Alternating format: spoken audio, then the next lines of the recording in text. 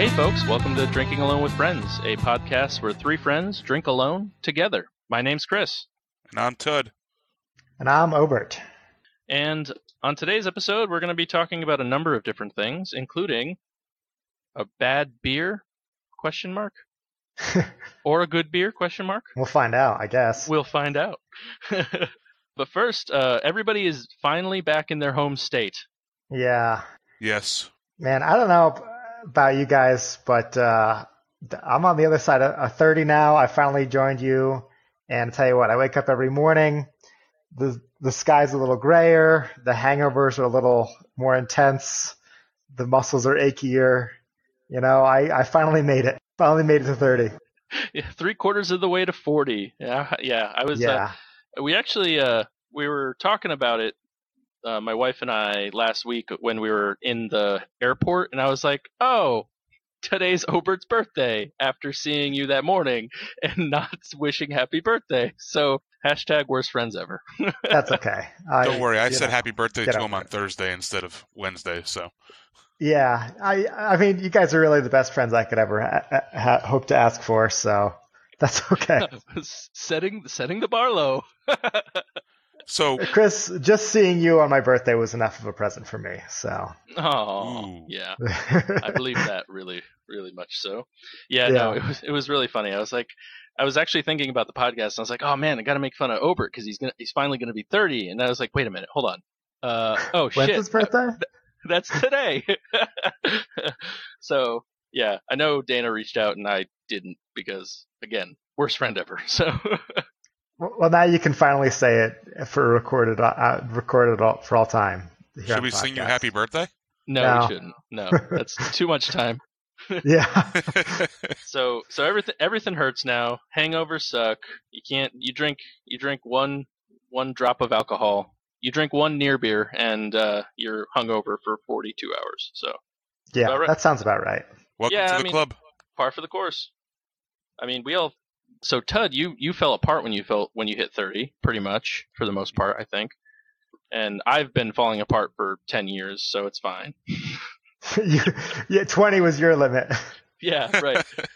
Yeah, I turned 30 and I tore my labrum in my shoulder and found out my other shoulder hurt, and yeah, it's been a fun month and a half. Yeah. Just wait. When you have kids, it gets even worse because then not only are you old and decrepit, then you can no longer use technology, as we found out when we were trying to start this podcast today. Yeah, it's just like you just get that curse upon you as soon as you become a dad. You're like, all knowledge of technology going forward just doesn't enter your brain. It's like you start to lose it. Like our friend Nick has a flip phone or something. I don't know. Like, and he's got 2 kids. So if he has one more, he's going to be sending up smoke signals. I mean, he already doesn't know how to respond to text messages, so. That's true. Yeah. Maybe he'll just tape his flip phone to the wall. With a cord. Yep. Right, of course. Oh, by the way, just because I know, we're early in podcast talking about friends, I need to address a transgression from the last podcast. I happen to have said that you guys left me all alone in Connecticut with no friends. Apparently, yeah, I think that was episode 1, right? Yes. Yes, it was.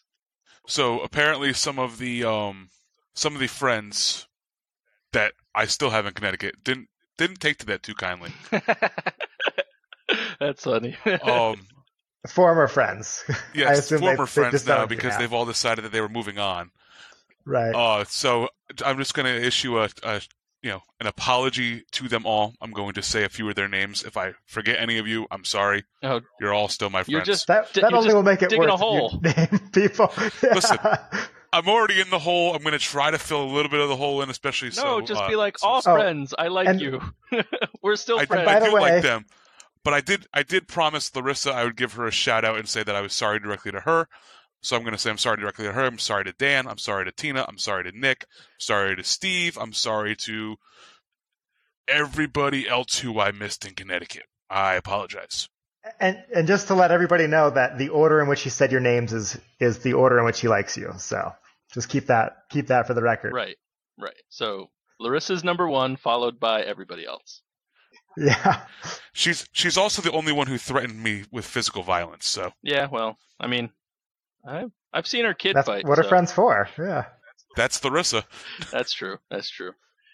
So, Obert, I know that you're 30 now, and you might as well start drinking now because it's going to take you 50 hours to get over it. But what Right. are you drinking tonight?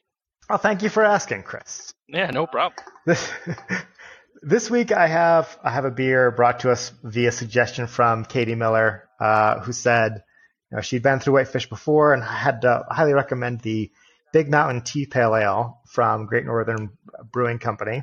It is a pretty interesting brew, I would say, of their whole lineup they have over there at Great Northern.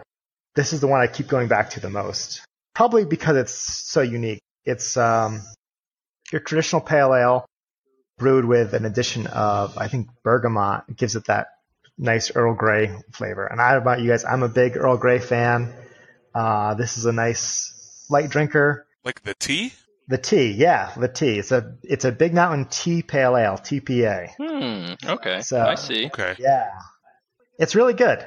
It's 5.2% alcohol, and where it gets the name from, Big Mountain, that's the name of the ski resort here in Whitefish. Actually, it used to be called Big Mountain, but probably because that's hard to Google, they changed the name to Whitefish Mountain Resort. But the locals here don't really like the name because no one likes change.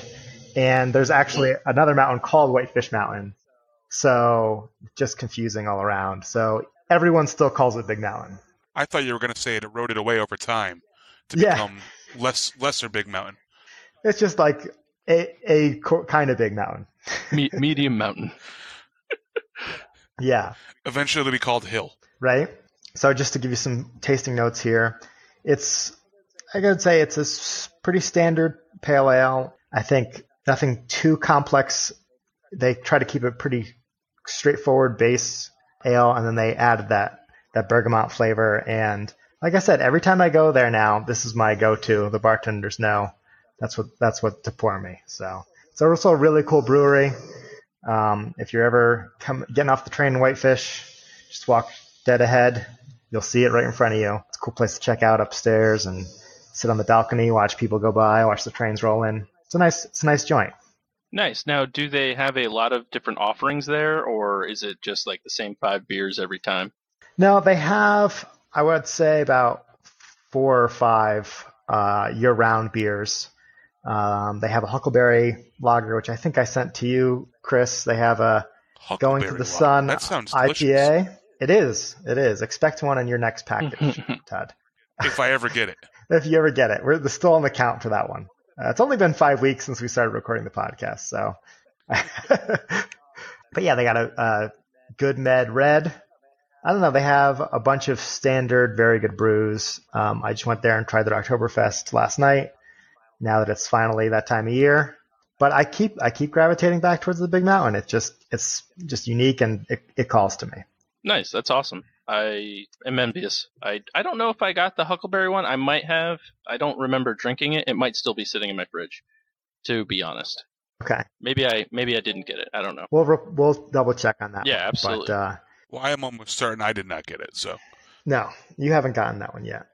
But so I'm going to say between the delicious Earl Grey flavor, the all-around solid pale ale, I can safely give this Big Mountain TPA a 4.0 out of 5. Wow. Okay, that's a good pale. Wow. It's a good solid score. It Yeah. sounds interesting. I never thought of like now, and maybe it's just me. Do you get like I know you said you get a tea flavor. Is it like an iced tea? I don't know. It sounds as though it's like an iced tea beer, and that just sounds delicious to me. But I don't know if I'm just off base. No, really, they could just call it a pale ale with bergamot and coriander, because I think they just add in the flavorings they add into. I don't think it's brewed with any actual tea, but I could be wrong. I'm not sure. All right. No. Yeah. Well, So I did once have a tea flavored beer. It was in like the Sierra Nevada beer camp that they do once a year, and they did a tea flavored beer. It actually was pretty interesting. yeah. It sounds good. That's what I'm imagining this tasting like, as Obert's described. Even though he distinctly said probably not. Well, I mean, it's a good place to put your head mentally to kind of envision this beer. 'Cause you're not that far off. But so with that, Chris, what are you drinking tonight? So I am drinking. Oh, everybody was waiting for it, but there's no opening of a can right now. I know. Gasp. So I'm actually drinking a drink that was made from the Tennessee vodka from Old Glory Distilling Company here in Clarksville, Tennessee. It's called a cider stash. Now I'm gonna post it on the Instagram, but it's originally supposed to be made with a white rum. However, since I don't drink hard alcohol that often and my wife likes vodka, not rum, I decided to make it with vodka instead. And I must say, came out pretty darn good. So this is a shot of the Tennessee vodka, like I said, 4 ounces of apple cider, a shot of orange juice, and then a cinnamon stick and orange slice to garnish. You shake that over ice and serve cold, obviously. And it is really refreshing. Yeah, that sounds really refreshing. Yeah, it sounds really interesting. Did you say how much cider was on there? 4 ounces. So it's not super strong, and their vodka there is not. It's really really smooth. It's one of those vodkas that you could probably take a shot of and not really be overly phased by. And I don't know. I was looking at some of the other recipes they had because I got this straight from them. We went there today for some liquid lunch, and I was talking to the bartender, and I was like, "Oh, mentioned, do you have any good recipes? I'm doing this podcast, et cetera, et cetera." And she wrote down like 10. But yeah, Nice. but this one I liked because it's October, and being the basic bitch I am, I had to get something that was fall, right? Because obviously fall. And Obvi. yeah, so so I went in there with my UGG boots and my North Face jacket and ordered some vodka to go. And they Looking like Tom Brady. except more handsome and better at football. And I like how even your basic outfit is 10 years old. yeah, I'm not hip with the hop, as the kids say. And I like the fact that it has the apple cider because I'm big apple cider fan, and I wanted to highlight Old Glory Distilling because they do some good work up there. They're relatively new. I think they're only like 2 years old. I think they just celebrated their 2-year anniversary, and they do a number of different stuff they have on tap. I say on tap. It's not on tap. for sale there. They have their vodka, which I said I'm drinking now. They have their bourbon whiskey, which is really really good. I like bourbon. I'm not overly knowledgeable about bourbon. I can't like talk about it a ton, but really good, really smooth, nice flavors. And I don't know, it's a pretty good spot up there. If you ever have the chance, Nice. if you're driving through Clarksville, Tennessee, it's worth the stop for sure.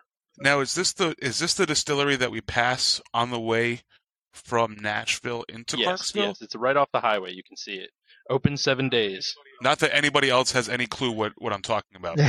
You and I now know what I'm Right. talking If you've ever been on 24 driving from Nashville to Clarksville, you know what we're talking Oh yeah. I've been there. So I gotta ask, did you make this with a hard cider, Chris, or did you go with non-alcoholic? about. I went with non-alcoholic. How would it be, you think, if you mixed in maybe some Clydes? I think it would be pretty killer, first and foremost. Killer is in tasty, or killer is in 3 and you're on the floor? Probably both. Because this is, I don't know exactly how so this is 80 proof vodka. So I think that's getting higher, but it's, if you mix in some Clydes, especially if you get like a blackout or something like that, you'll be singing to the porcelain gods, But it is delicious, nice, refreshing, and it's got that cider, fall taste to it because #basic bitch. But I really enjoy it. I was actually saying, I'm like, I've been drinking this the whole time. I might have to go make myself another one. But I'll post all this stuff on the Instagram, including the recipe that I got from them and some pictures. And if I had to rate it, I would probably give it a 4 out of 5. I really enjoy it. I don't know. It's something pretty tasty. Yeah. I do have to point out that I'm shocked that both of you guys like Clyde's hard cider the best out of all the hard ciders. Really? I'm really sad that was actually one of the things on my list to do when I was back in Connecticut and I just ran out of time. I love going to Clyde's. I think definitely part of it is the experience for me. Just going there, watching the cider press, sampling all the different hard ciders and taking a half gallon to go. Yeah, Clyde's is pretty solid. I'm sure there are better ones out there, but that is obviously when you live in southeastern Connecticut, you know of Clyde's and you know. I think my dad threw a party every day that it was opening day for Clyde's, so you know he would be like, "Oh, you know what's open today? Clyde's." I'm like, "Okay, it's weird how you knew that. Like it's 2 a.m. I don't know why you're waking me up." Why are you in my bedroom telling me about Clyde's? So, Todd, what do you like better for hard cider as over Clyde's? See, I find Clyde's a little too. I don't want to say boozy. Tasty? I don't think. Oh, sorry. It's tasty. I just prefer other cider to it. I mean, there's other ones in the store that I like better, and it's not like Angry Orchard or the other ones there. I prefer Cider Boys. Cider Boys. I don't think I've had Okay, Cider Boys. I haven't heard of them. Cider Boys is fantastic. They don't use any preservatives in their cider. It's all done with lemon juice. So it actually tastes exactly like, probably very similar to how Clyde's tastes if it was just a little less boozy or a little more Okay, so you just can't handle Clyde's. Yeah. That's what it is. Right. That might be it. I mean, I'm just too much of a little bitch to handle it. So before we jump, because I know Ted is eager to crack his beer away from his mic, but Ober, I do have a question since you're our mixologist on the show. Sure. When you're making a cocktail and it says shake with ice, what is the difference between shake with ice and stir, like, stir with ice or something along those lines? Or is there even a difference? Oh, you're putting me on the spot here. Uh-oh. So a couple things. First of all, you don't typically when there's only liquor for ingredients, those recipes will be stir as opposed to shaken. Another thing is you never want to shake anything carbonated, obviously, because that's a recipe for disaster. Just flatten your mixer there. But is there really that much difference between drink that's not shaken and then just stirred? I don't know. I think there's certainly some drinks where shaking is important. If you ever have a fizz drink, which maybe I'll feature sometime soon on the show, that's with egg white, and you really need to shake it to get that nice frothiness. That's one where you really got to shake it. But I think most times you could get away, like in your recipe, I think you could get away with stirring it. Oh, okay. But if there's something like a mojito where you want to really pulverize that mint, that's an important one to shake. Right, and with like an old fashioned, you don't want to shake that.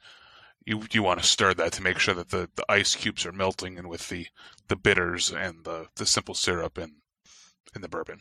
Right. Yeah, that's one that's like again all liquor, no mixers.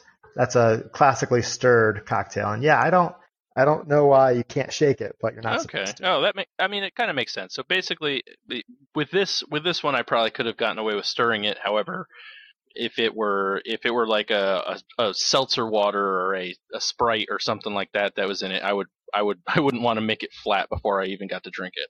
That makes sense. Right. I think the same thing would go with hard cider. I don't think you'd want to shake the hard cider. I could be wrong. You might want to mix that one up, but I would say I wouldn't shake hard cider. Now, why is that? I think it'd be fine. I mean, some of them come somewhat carbonated, so I don't know if I'd want to lose that. Yeah, I was thinking more of, again, the Clyde style, not the carbonated. Right, unless you wanted to throw in, if you were going to use normal bottled hard cider, if you were going to throw that in, shake it up, and then maybe toss some seltzer in at the end just to add the fizz back, I don't really know. I just would stir it. Yeah. Okay, cool. Hey, that makes sense to me, and I learned something today. Yeah. No, that was good. A good question. Yeah, way to put me on the spot. It makes sense to me. So if you have a better explanation, just send it over to the email. Follow the email, dawfpodcast@gmail.com. So anyways, now Tud, the main event. What are you drinking tonight? So I've already cracked my beer because Thank I knew you. that I didn't want to try to get a lawsuit from any lawyers anymore. The litigation is still looming. Yeah, well, it's getting pretty expensive. I consulted my lawyer, and we're talking millions of dollars at this point now. So what I'm drinking tonight is I am drinking a hashtag no filter from Thomas Hooker Brewery. It's a local brewery in Hartford, Connecticut. Obviously, judging by Delicious beer. it is a very delicious beer. Thomas Hooker is one of the older breweries in Connecticut, I believe. It's been around for a while. It's named after the founder of Hartford. It was based in Bloomfield for a long time. They've recently added a new location in downtown Hartford with a bar that's open basically 7 days a week, the same hours as normal bars. Hashtag No Filter is a hazy IPA. It's, according to the can, abundant quantities of mosaic and citra hops make this unfiltered IPA explode with tropical fruit juice and aroma. Heavy on the aromatics, but light on the bitterness, this brew is a true New England IPA. That is, to me, when you mention a unfiltered hazy IPA with Citra and Mosaic, that is a New England IPA to me. Yeah, exactly. It's one of my favorite Connecticut beers, this exact beer. It's become readily available everywhere, kind of like Sip of Sunshine. It used to be really hard to find. Now you can just find it sitting on the shelves in package stores, not even in the cooler. So, Oh, by the way, package stores is what we call liquor stores in Connecticut. Yes. That was for all the listeners, our international listeners. Yeah, so for all the international listeners, when you come to Connecticut, our convenience stores, the gas stations, do not really serve beer. So we have package stores that serve Go to the beer packy. and liquor and wine. Correct. Yeah, go into we can all say that in our kind of, New England accents for you. So hashtag No Filter is a great beer. Delicious, 7% alcohol. It's a fantastic beer. I give this probably a 4.25. It's the closest thing to Julius that you can buy without going to Treehouse. And this is part of the reason where I think that it's kind of pointless to spend so much time going to Treehouse, just because you can find beer like this sitting on the shelf. Wow, for somebody who brings so many Treehouse beers to the podcast, you sure like to throw shade at them. Well, here's the thing: I've got so much Treehouse beer because when I do make those trips, I end up with a lot of beer. I mean, you can't discount the fact that Treehouse beer isn't delicious, because it is. It's just the experience is left to be desired. Well, you experienced it last week. Yes. And we can definitely, get into that too, just so you can let listeners know your experience and, so that you can tell them that I'm right. Yeah, so we decided to take a ride up Tuesday afternoon at 2 o'clock when it opened, and it was pouring rain, and we're like, put my son in the car, drive an hour and 15 minutes to get there, and the line is outside, like wrapped around, like people were doing like donuts in the parking lot trying to find spots. And I was like, it's 2 o'clock in the afternoon on a Tuesday. Why aren't these people at work? Everybody go to work, so I can get the beer. So we ended up skipping the can line. Luckily, I had some proxies in line. One of them is on this podcast right now, and we were able to get some to-go beers. But then I don't know. It's just a lot of standing in line to get beer, and though it's good beer, it's delicious beer. It's like the atmosphere is left to be desired. Now, maybe on a nicer day you can go outside and it'll be more sprawled out and it might not be as terrible. But the rain and the cranky baby didn't help. But enough. So from my experience, it's never more spread out. It's always like that, whether it's pouring rain or, in the sun. And also, I just have to add in, Ober, I didn't know you were in Connecticut on Tuesday to go to Treehouse with Chris. Yeah, it wasn't me. It was definitely you, Ted. Oh yeah, I mean, no one was there. No, Sarah went, so Sarah was there. But anyways, enough about bashing Treehouse, Tud. I want to talk a little bit more about Hooker, because they've been doing some phenomenal stuff out of that new brewery that they built. Yeah, I wanted to mention that too. Yeah, they have. Yeah, they've been doing tons and tons of stuff. The old head brewer now owns his own place called New Park Brewery, but before he left, he made sure that he left them with some really good recipes so that they could enter this new age of New England IPAs that seems to be all the craze. Yeah, I think it's funny because Hooker being one of the oldest breweries in Connecticut, and when we say oldest, we don't mean, you know, like ancient. These were just the breweries that were around before like 2012. Correct. And the first couple of times I went to Hooker, I was not impressed. They had their watermelon, they had their Munson's chocolate. They didn't really impress me all that much. And between them and New England Brewing Company, NEBCO, they radicalized their whole operation, totally caught up with the current trends of the market, and just are really throwing down some amazing New England style beers and just really challenging their drinkers to just embrace this new wave of beer in Connecticut. Yeah, and they found their, I mean, they still have their niche. They still have their niche of the watermelon beers. It's a great summer beer to drink. The Munson's chocolate beer is still a thing every single year around, November-ish, because it just gets into hashtag stout season. They still do all their stuff that they used to do, but then they added this new curve to everything that just, it elevated them to something else. And they have the production facility to where they can mass produce this stuff and compete with anybody in New England in a production standpoint, which is why you're able to find hashtag no filter, super duper double citra, and Ode to Blumpy pretty much wherever you go. Yeah, and all of those beers you mentioned are awesome. So if you're ever in Connecticut, definitely check it out. I recommend it. It's really cool. It's worth your time. Go on a Friday to the Bloomfield location and you can tour it. You get 5 or 6 free pours, plus you get a free tour of the oh wow, the that's building. awesome. Wait, it's all free? It's all free on either Friday or Saturday. One of the days costs $5, but you get to keep the glass, and the other day is free. Can't beat that. No. So to pivot off this a little bit, I chose this beer for a particular reason. Does anybody want to take a guess? Is it because of my challenge, your homework from last week? It is because of the homework that you assigned me last week. Are you about to talk about happy hour, a pun on, or a hoppy hour, a pun on happy hour? Yes. We should probably trademark that now. Yeah. Can we get on that? TM. So write it down in a letter, mail it to ourselves. Right. I think that's how we legally. I think that's how it goes. Yeah, I almost called my lawyer today because Obert sent a pretty disturbing picture to us, which I'll throw up on Instagram, I think. And it caught me by surprise. But then we remembered that we didn't TM it last week, so Right. I don't know what to do with ourselves. I don't know if it's too late now now that they've gotten in, but yeah, the Firebrand has Hoppy Hour today and tomorrow. I missed it today. I might go tomorrow to either yell at them or buy their beer. I haven't decided yet which one. Why can't it be both?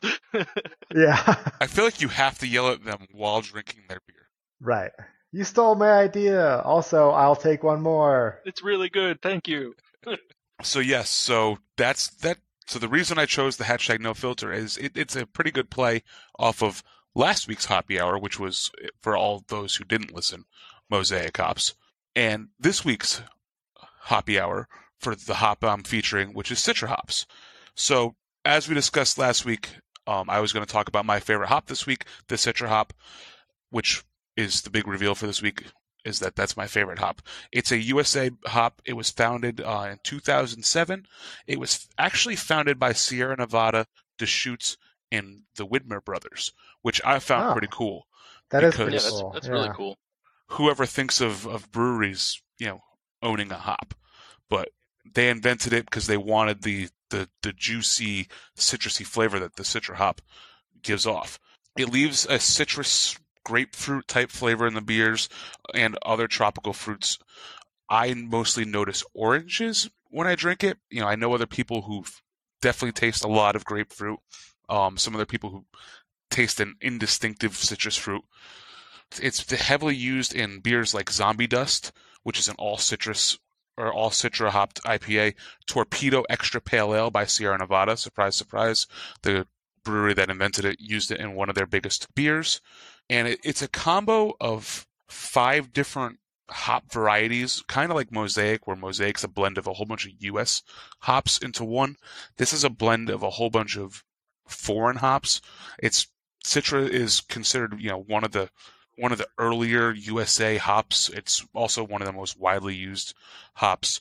They've got quote unquote hop hype around Citra, where pretty much people throw it in their beer just to say, hey, this beer's, dry hopped with all these different hops and Citra, because that's the one that catches people's eyes. Oh, but this definitely my favorite type of hop.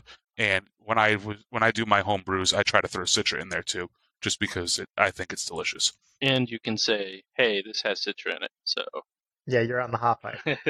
Yes, hashtag hop hype. No, actually, I was gonna say when we did a home brew last year that was primarily Citra, almost all Citra. I think there was only a little bit of something right at the end that I can't remember off the top of my head, but that actually came out pretty decent for one of our home brews. Yes, it was pretty good. That's the sweet one if I remember correctly, right? Yeah, I think we missed something there, but yeah, I don't think we let it ferment enough, but the backside of the beer tasted fantastic. Right. Yeah. Yeah, I was just going to say, you're talking about how you get more of an orange, people get more of a grapefruit. I think you can have a beer that's 100% the same hops, but based on your malt, your malt roasting and malt structure and your yeast strain, you could definitely pull out different notes in the same kind of hops. Actually, yeah, my tea pale ale, the Big Mountain from tonight, also has Citra in it, and I definitely think that's where it gets some of that oranginess that you taste in that Earl Grey flavors there. They're buying in the hop hype. Yeah, I guess so. Well, it worked. It definitely works for this beer. Yeah, I'm a big Citra hop fan myself too. It's I don't know, just something about it. Nice and refreshing. I like a lot of citrusy stuff despite what my heartburn generally says about it, but do enjoy the fact that, you crack one open and it's like a nice hazy orange juice or hazy grapefruit juice in a can that's alcoholic and delicious. It's pretty good stuff. It's one of my favorites. The only thing I'll say, and our beer was a good example of it, and I've had a few other ones, is sometimes if you either don't let it ferment enough, or if you over hop it, it does get really, really sweet. And I don't know if it's I almost always notice it with a Citra beer. I don't know why. I think it's partly because of what you're talking about with it being very fruit juicy, is that it just tastes juicier when it's not fermented properly. Yeah, and like I said, it's only been a handful, including ours. So, but primarily, if I crack open a hashtag no filter or I don't know, basically anything else, like I can think of the Rome Mosaic and Citra that they did up in Fox Farm, but it's always delicious. Yeah, so there you have it, folks. Go get yourself a Citra beer, taste one, let us know if you think we're right, if you enjoy Citra hops as much as we do. Yeah. So, Chris, I have a challenge for you. Uh-oh. Oh, I guess now that we've done Hoppy Hour, what's the challenge, Todd? I don't know.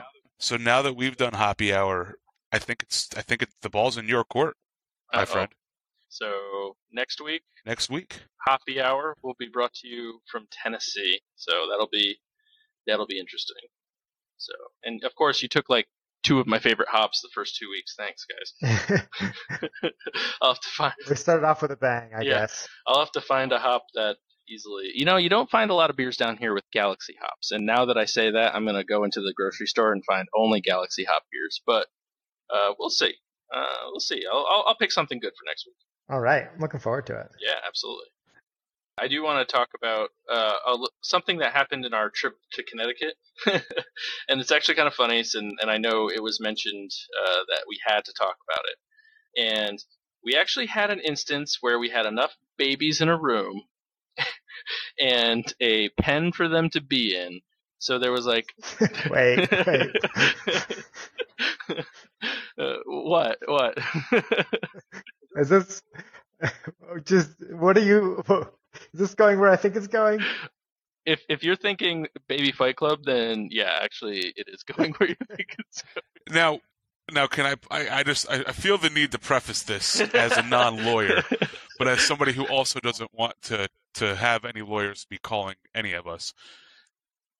No babies were harmed in the production of Baby Fight Club. No. First rule of Baby Fight Club is no babies are injured in Baby Fight Club. The second rule of Baby Fight Club is no babies are injured in Baby Fight Club.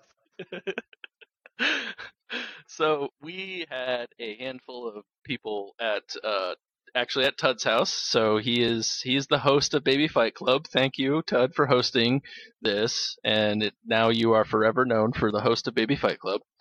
For legal reasons. So we had 3 babies at the time that were under 1 year old. We had. Oh no, there were 4. There were 4, but one of them didn't partake. I don't think. I think she might have left. But anyways, yes. So we had a playpen, and unfortunately for Ben got knocked out pretty early, and by knocked out I mean he started crying pretty early by Olwen, and then eventually CJ he got up in there, and he's a powerhouse. We talked about it. He was the hands-on favorite, and he proved the smart bet. So. Well, it also doesn't hurt that he's weighs twice as much as every other baby. Yeah, I mean, he's pretty mobile for a big baby. So he's Olwen put up she's feisty. Olwen's feisty. You can tell she's quick. Yeah, she's quick and she's nimble. She can dodge and stuff. But CJ is just a tank. He just maybe next Baby Fight Club someone can take down CJ, but dethrone. Yeah. Yeah, they gotta take the world heavyweight diaper off of him, but gross. he can't take it off until that's terrible for everybody. Yeah. Well, actually, especially terrible for me. So yeah. So yeah, I'm sorry, Obert, you missed it, but we had to talk about it. Yes. That's okay. Yeah, I heard there was a bit of a controversy about CJ came in fresh to a fatigued Olwen, but Nick needs to stop. That is true. Nick needs to stop with the shenanigans. Hashtag fake news. That's. I will say Nick did instantly call shenanigans and everything because he was like, I didn't take her out. The mom did. Yes, that's true. I mean, hey, Nick, I'm sorry. You just gotta roll with the punches, He's like that. He's like the fighter who gets mad when their manager throws in the towel, but he's Right. just like the co-manager who's like, "Why'd you throw in the towel on our prize fighter?" So now I will just say one last time: no babies were harmed in the production of Baby Fight Club. Thank you very much. So I don't know if you guys hear that at all. Do you hear that? I don't know. I think I heard something. Oh no!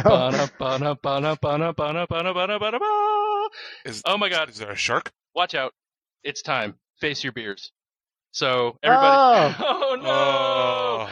So everybody, this is I like it. our newest.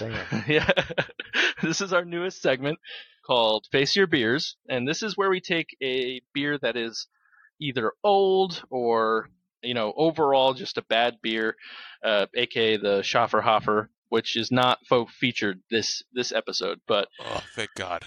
if we're all gonna run to, unless you guys, do you have yours in front of you right now? No. Yes. Okay, we're all gonna run to a fridge except for Tud to grab them, and we'll be back shortly. Okay, so we're back, and we all have our Face Your Beers beer. So we're lucky enough that Tud, thank you, was able to give us a Hilma from Omnipollo, which I've had a long time ago, and it's actually a very, very good beer. The Hilma Omnipollo is a vanilla burger bun, crispy fries, Imperial India Pale Ale with natural flavors. Oh, that's the beer we're drinking. Yes. I had this one a while ago too, and yeah, it was definitely a complex beer at the time, but good. This was brewed by the 12% Beer Project for Omnipollo. Yes. I went to the release. I was served burgers and fries at the release. I bought cans. Bought a lot of cans. Didn't end up drinking, I think, 4 of them. 3 of which are now in our hands. Yes. So you mentioned last week too, also this 12% project. I'm not familiar with that. What is that? So it is a for lack of a better term, it's a gypsy brewery.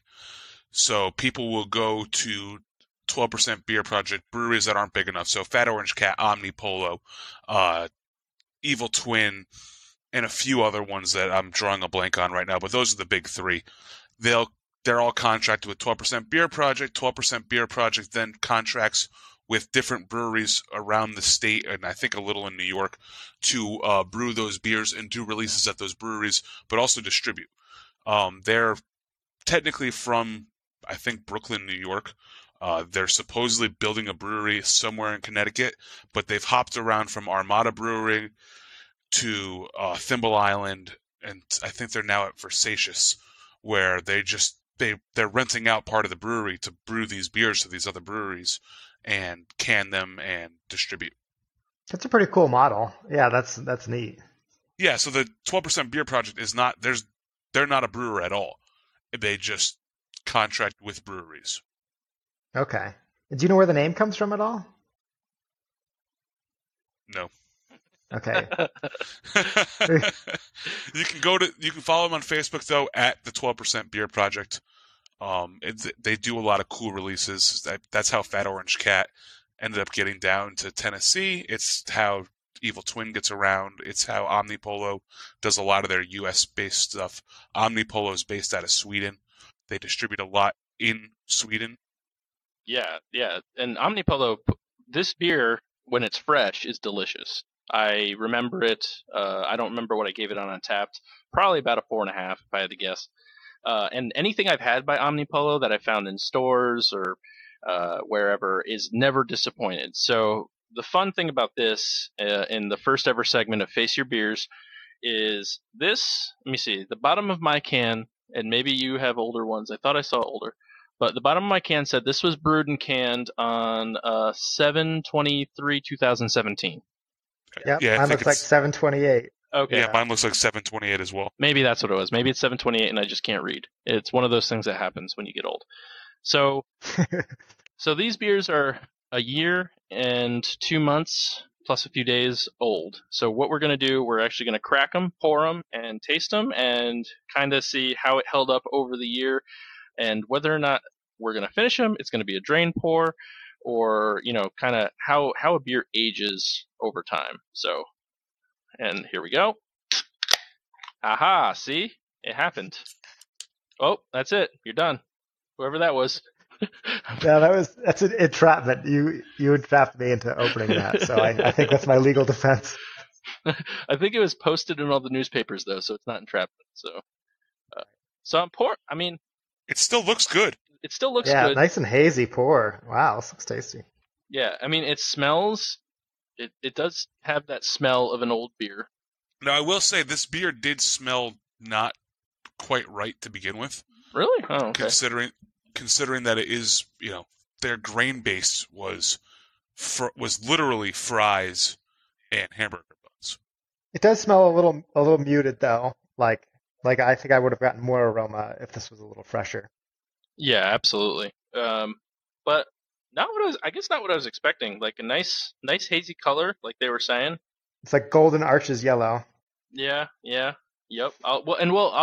We'll put up pictures on the Instagram, of course, so you can see what we're dealing with. I'll take one right now. Here we go. Yeah. Hashtag King of Burgers. Hashtag King of Burgers.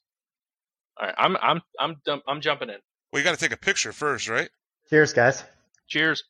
Cheers.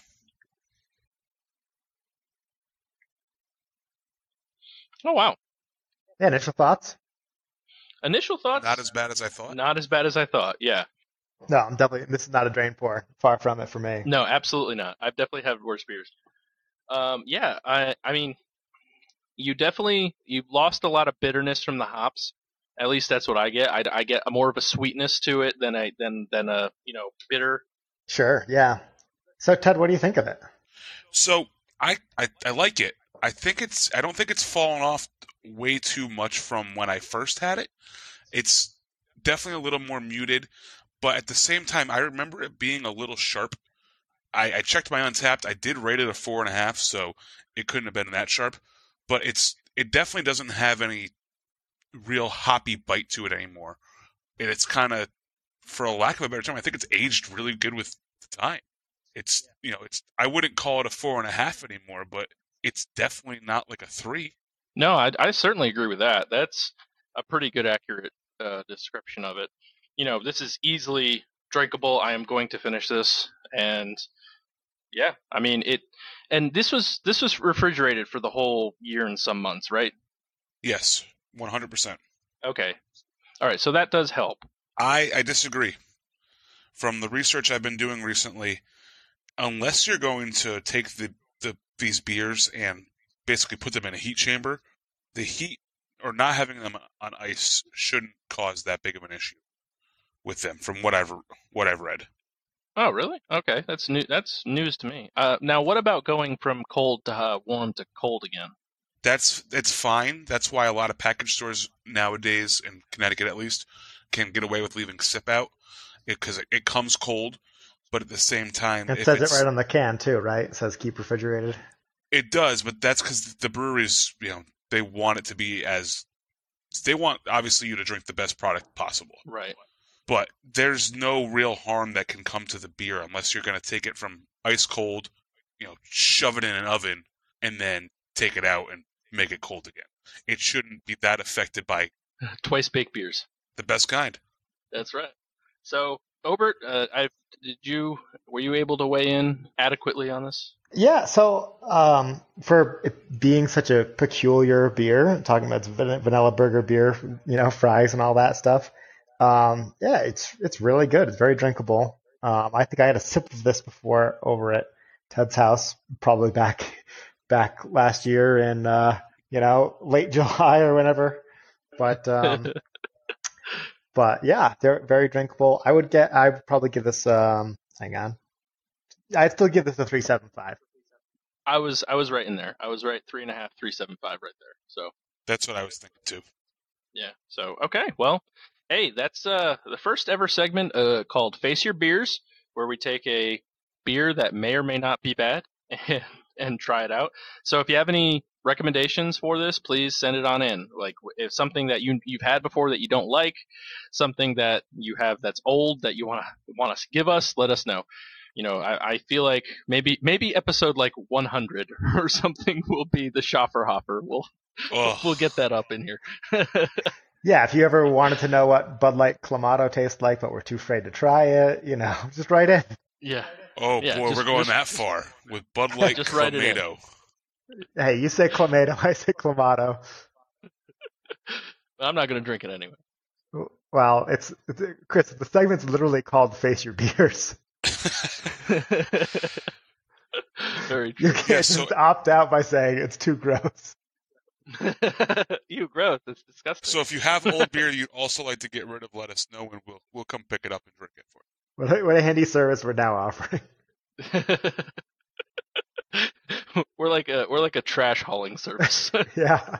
If you need to rehome your old beer, we'll take it off your hand. We'll adopt it.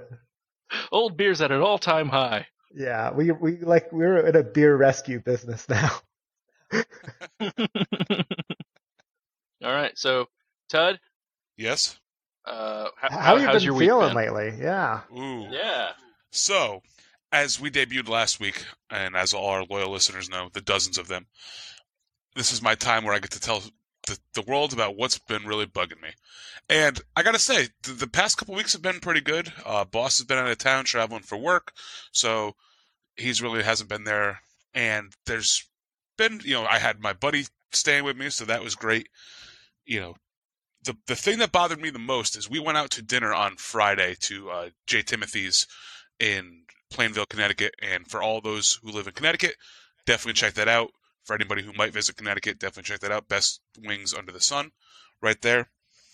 They have what's called dirt wings, which are wings that are sauced, fried, and then sauced and fried again, and then sauced. I think that's how they go. Anyways, they're fantastic. They always win best wings in Connecticut.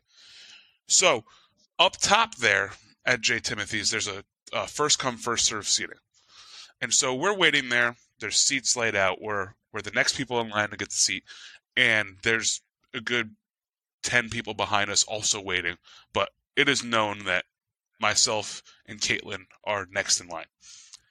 And this woman or girl comes walking up the stairs, cuts right to the people that Caitlin and I are eyeing to take their spot because they're paying the check, and tries to cut in front of us. Ooh, yeah, that's dirty. Oh, not cool. Very not Yeah, nice. and I was sitting there watching her, and she walked up to them and kind of tried to play kind of dumb, and it didn't work at all. The guy sitting at the table completely shut her down. He was like, "See that line of all those people that you passed as you walked up the stairs? That's the line of people who are waiting to sit in this seat."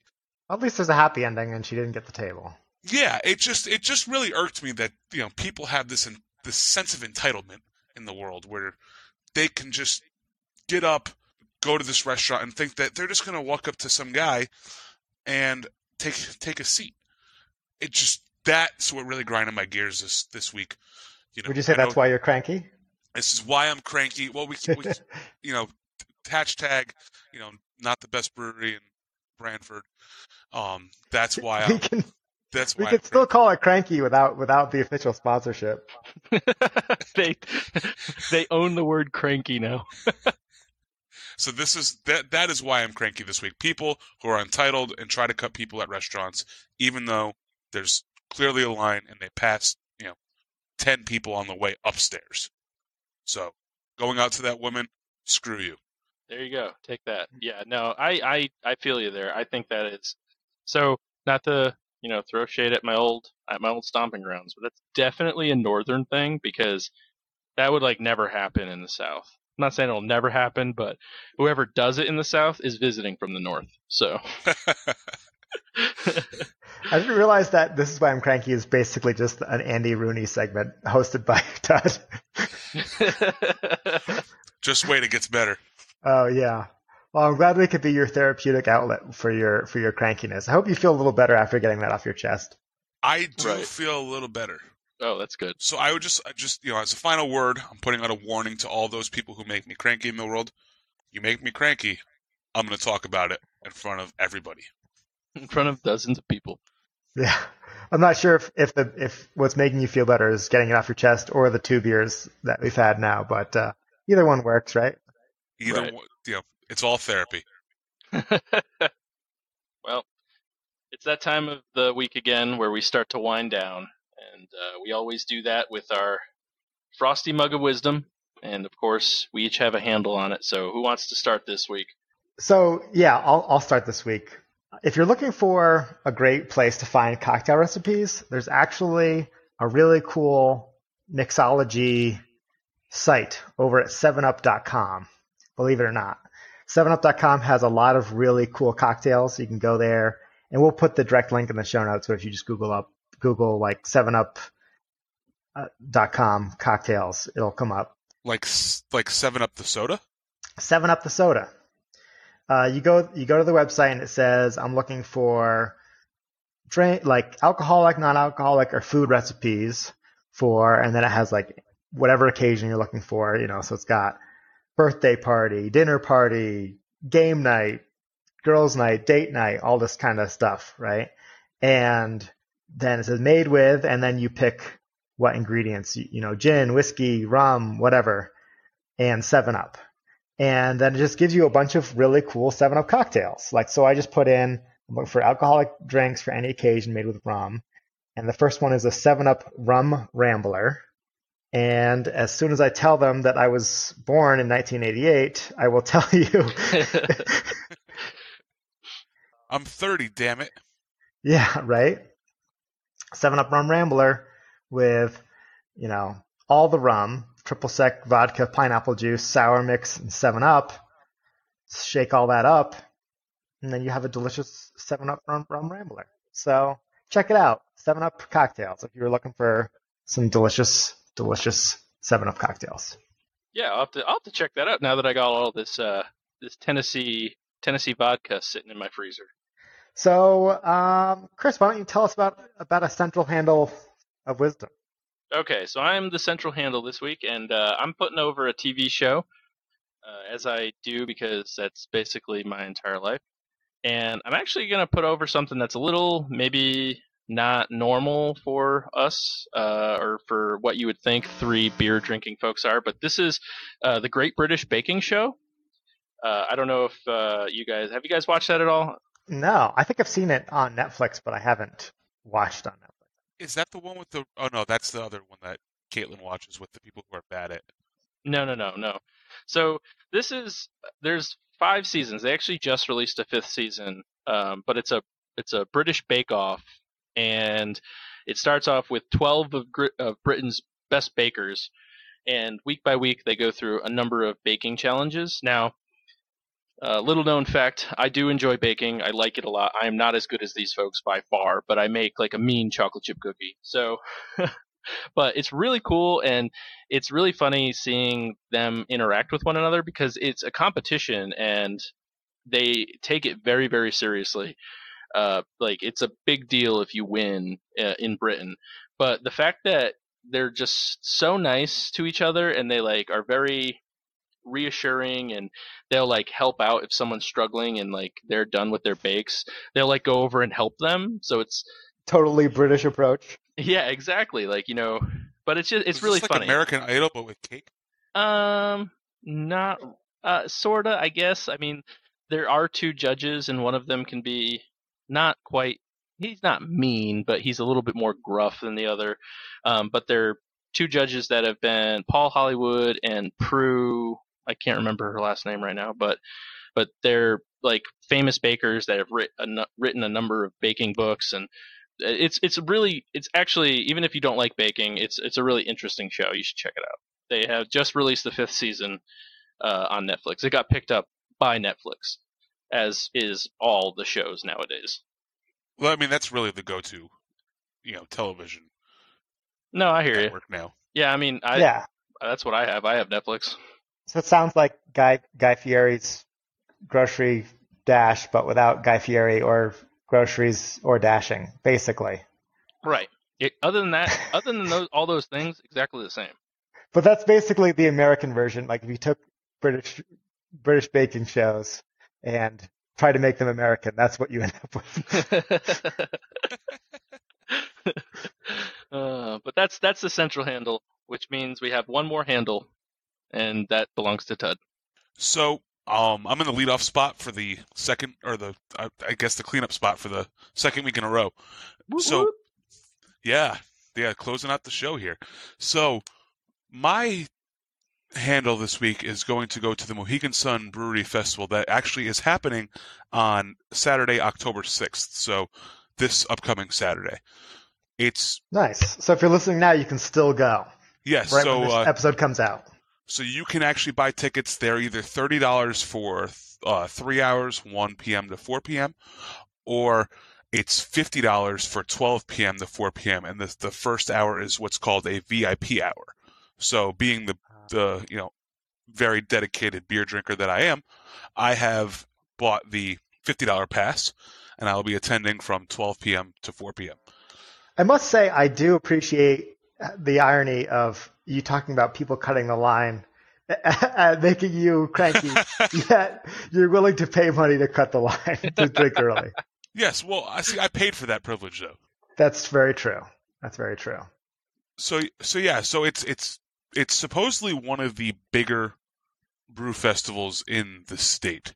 I went to Mohegan Sun Brew Fest, I think their first year, probably back in 2015 or so. And yeah, it's a big one. You really got to pace yourself. Yeah, so I'm looking forward to that. I think it'll be a lot of fun. I'm issuing the invitation to all of our dozens of listeners to come along to the Brewery Fest with us. If you're coming, please shoot us an email to let us know that you're coming. That way I can keep a lookout for you guys. Obviously, I know many of you, so feel free to come up and shake my hand and act like you're all star-studded when you see me as the big podcast star. And then please no autographs. Calm down. There's enough of me to go around. Yeah, maybe when people recognize that you're so famous, they'll be like, "Oh, here, have a free sample of our beer." Oh, Yes, exactly. That's the VIP treatment after all. Right, exactly. Yeah, that's why you get in an hour early. So Tud, we've gone to many a brew fest together. and some of them more successful than others. So what's a good game plan if you're going to the biggest brew fest in Connecticut? What's a game plan like? Do you eat beforehand? Do you eat after? Do you eat or during? Like, how do you pace yourself? What water intake? Let's get all the vitals. Let's get them. Yeah, fill up that mug of wisdom Yeah. with some good brew hopping tips here. Sure. So the best wisdom I can tell you is definitely pace yourself. It's a brew festival. There's tons of beer. You're not going to be able to drink every beer, despite your best effort, despite your drunken use best effort. I know once you get 10 or 12 tastings in, you're like, oh, I can drink all these. I'll be good. No, you can't. So get that out of your head right then. Definitely eat beforehand. It's a big thing. Earlier this year, I did not eat before we went to a brewery party. Yep. That did not turn out all too well. Nope. Good send off for you going to Tennessee, Chris, and good send off for you going to Montana, Obert. Yeah, that was fun for us. Yeah, not for me. Not for Ted. So definitely eat beforehand. Eat during. Usually at these brew festivals, it's not just about the beer. Obviously, people who like beer also tend to like food. Food trucks become a really big thing at these types of events. The food trucks, in my experience, are really good. So eat during the event, eat before, eat after the event too. You just want to make sure you're soaking up that alcohol. Like I said, you can't drink all the beer. If you've had a beer, I'm generally probably not gonna try it if I've had the beer before, unless it's some type of special mix of it. So a lot of times, a lot of these breweries will do casks or double IPA versions of some of their single IPAs, or they'll release barrel aged stuff that's been aging for a couple years.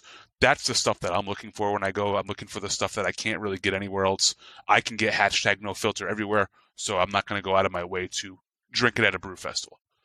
Now, I'd love to hear your opinion on this because I feel like there's two schools of thought here, and I've tried both approaches, and I'm not sure which one works better. But on the one hand, I like to start with a milder beer and work my way up to the IPAs and double IPAs, because if I go right for the really strong stuff, the palate destroyers, my whole palate's blown out, and by the time I'm halfway through everything, it's hard to rate stuff appropriately.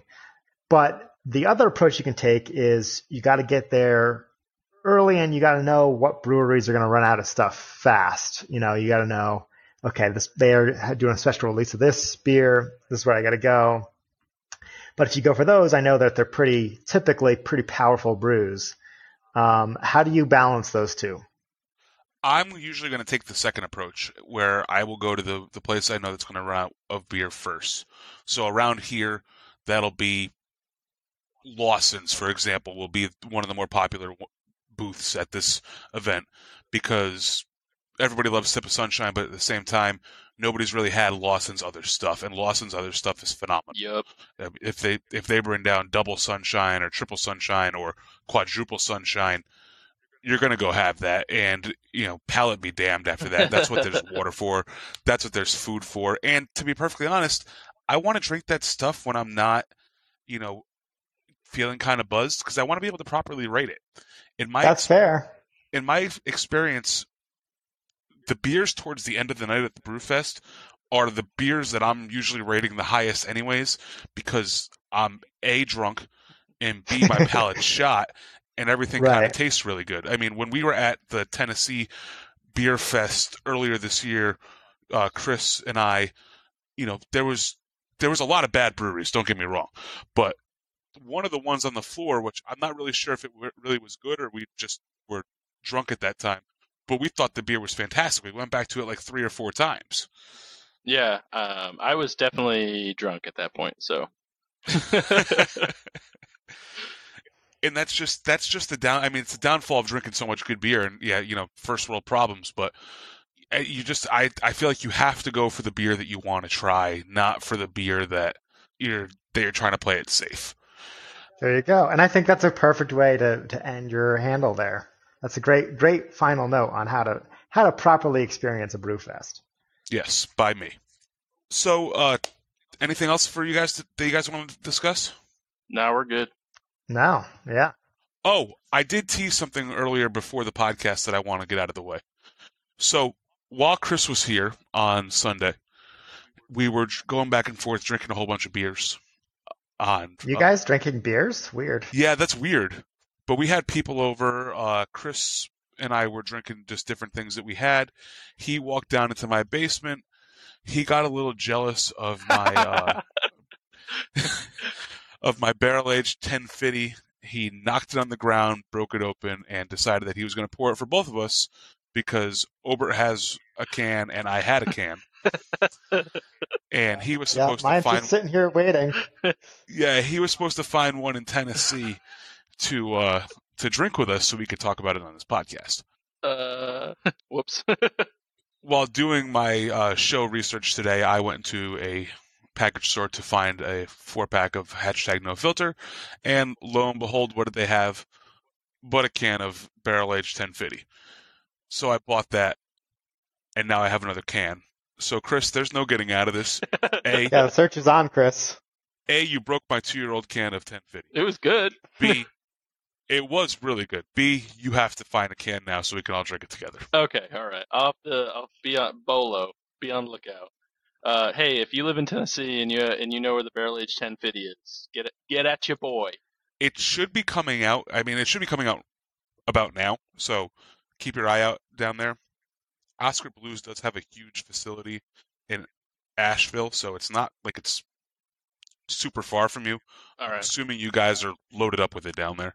Okay, I'll keep an eye out. Yeah, we'll do that, and that might be one of our special episodes. So Aren't all of our episodes special? they're all special, right? Also, if anybody in Montana is listening to this besides Obert, so the other 4 people down there, if you happen to find a pumpkin beer, reach out to us via email so Obert can find it, because we were gonna do some pumpkin beer type stuff, but Obert claims that there are no pumpkin beers in the state of Montana.